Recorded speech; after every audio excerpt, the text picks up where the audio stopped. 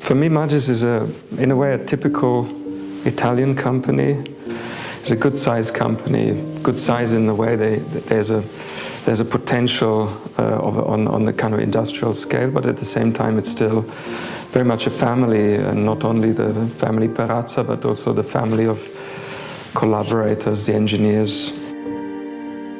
When I met Magis in the late 90s, Magis seemed to be about plastic, and Perazza, in a way, he found that key by giving me the magic word aluminium die casting, and that set the Chair 1 project off. And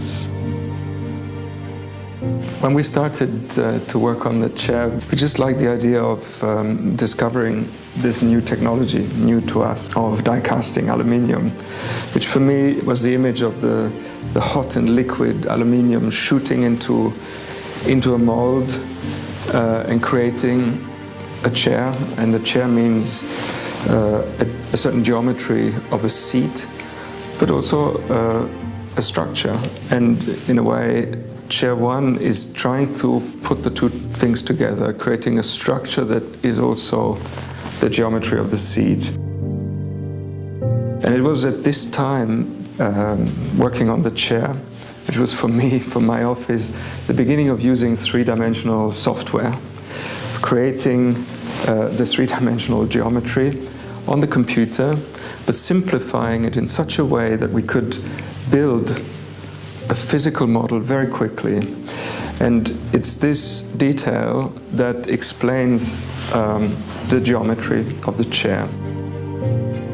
I think in the process we were unconscious of the fact that the kind of the rough geometry of breaking up a very complex curve into flat planes would become the language of the chair.